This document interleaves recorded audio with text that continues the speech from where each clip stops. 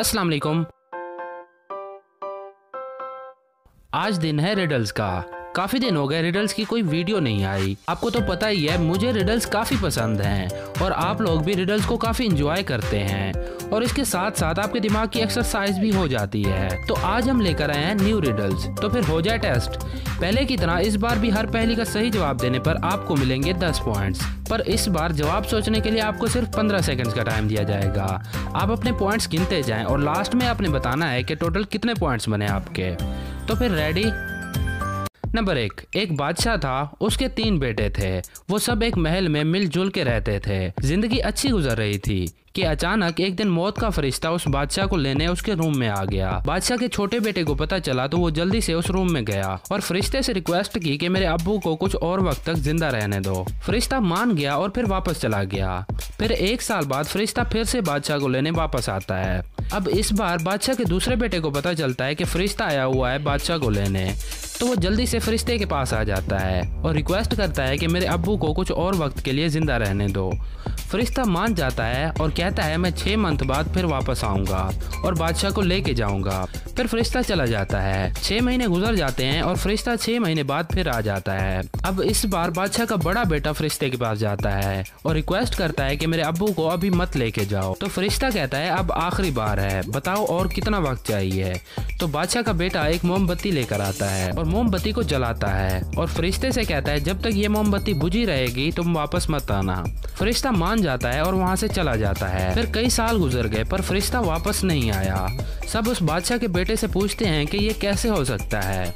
क्या आप बता सकते हैं ये कैसे हो सकता है? फरिश्ता अभी तक वापस क्यों नहीं आया? सोच लें, आपका टाइम शुरू होता है अब से।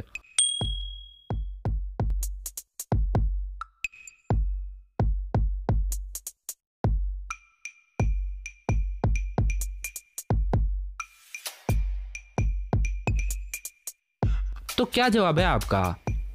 अगर आपने गौर से सुना हो तो बादशाह के बेटे ने कहा था कि जब तक ये मोमबत्ती बुझी रहेगी वापस मत आना। उस वक्त फरिश्ते को भी बात समझ नहीं आई और फरिश्ता वहां से चला गया और फरिश्ते के जाते ही उसने जल्दी से मोमबत्ती को बुझा के तोड़ दिया और वो मोमबत्ती अब कभी नहीं जलेगी। ऐसे ही वो मोमबत्ती हमेशा बुझी रही और फरिश्ता फिर कभी वापस नहीं आया। नंबर 2।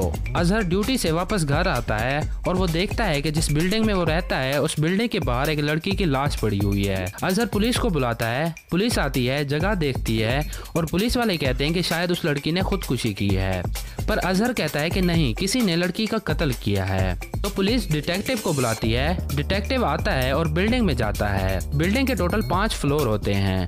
डिटेक्टिव के पास 5 क्वींस होती हैं। डिटेक्टिव पहले फ्लोर पे जाता है, विंडो खोलता है और वहां से एक क्वीन बाहर फेंकता है। फिर वो दूसरे फ्लोर पे जाता है, विंडो खोलता है और वहां से भी एक क्वीन बाहर फेंकता है। ऐसे ही डिटेक्टिव हर फ्लोर पे जाता है और सेम चीज करता है, विंडो खोलता है और फ्लोर से क्वीन फेंकता है। फिर डिटेक्टिव नीचे आता है और कहता है कि लड़की ने सुसाइड नहीं की, किसी ने उस लड़की का कत्ल किया है। तो क्या आप बता सकते हैं डिटेक्टिव को कैसे पता चला कि ये कत्ल है? जवाब सवाल में ही छुपा है, बस आपको थोड़ा सा अपने दिमाग पे जोर देना होगा। सोच लें, आपका टाइम शुरू होता है अब से।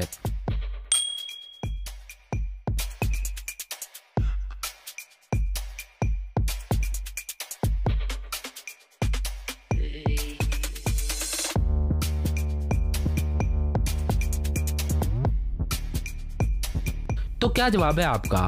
चलें अब इसका जवाब देखते हैं। तो डिटेक्टिव सारे फ्लोर्स पे जाता है, देखता है कि सारी की सारी विंडोज बंद होती हैं। अगर उस लड़की ने खुद किसी विंडो से छलांग लगाई होती तो वो विंडो खुली होती, पर विंडोज तो सारी बंद थी। तो डिटेक्टिव को फौरन समझ आ जाता है कि किसी ने उस लड़की को वहां से फेंका और विंडो बंद कर दी।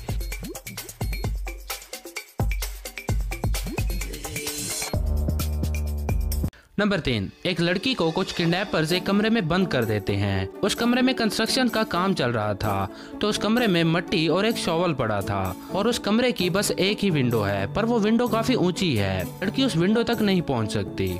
उस लड़की के पास मोबाइल भी है, पर मोबाइल में बैटरी ना होने की वजह से मोबाइल ऑफ है। वो किडनैपर उस लड़की को कहता है कि तुम्हारे पास 2 दिन हैं, अगर 2 दिन में तुम इस कमरे से बाहर निकल आई तो मैं तुम्हें छोड़ दूंगा, पर अगर तुम ना निकल सकी तो मैं तुम्हें मार दूंगा। लड़की काफी सोचती है कि यहाँ से कैसे निकलूं, पर उसे कुछ समझ नहीं आता। क्या आप बता सकते हैं उस लड़की को अब क्या करना चाहिए? वो लड़की उस कमरे से कैसे निकल सकती है? सोच लें, आपका टाइम शुरू होता है अब से।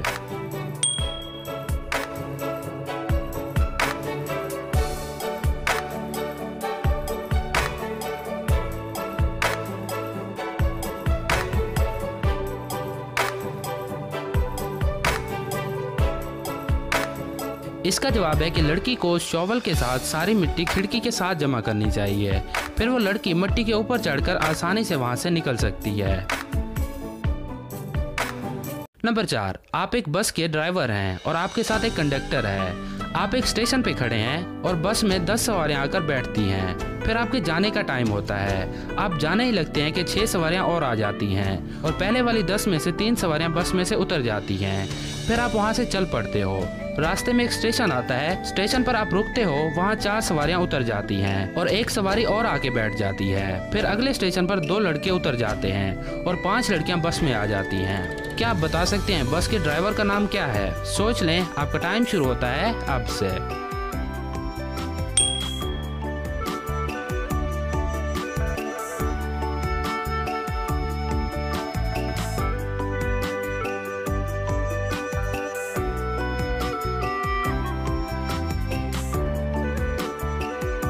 तो क्या जवाब है आपका? शायद आप भूल गए हैं कि ड्राइवर तो आप हैं। वैसे आपका क्या नाम है? आप अपना नाम नीचे कमेंट बॉक्स में लिखते हैं। तो बस कितने सवालों का सही जवाब दिया आपने और कौन सा सवाल आपको ज़्यादा इंटरेस्टिंग लगा, नीचे कमेंट करके ज़रूर बताएं। इस वीडियो को लाइक करना बिल्कुल नहीं भूलना और इस वीडियो को अपने दोस्तों के साथ ज़रूर शेयर करें। मिलते हैं नेक्स्ट वीडियो में, तब तक के लिए अल्लाह हाफिज़।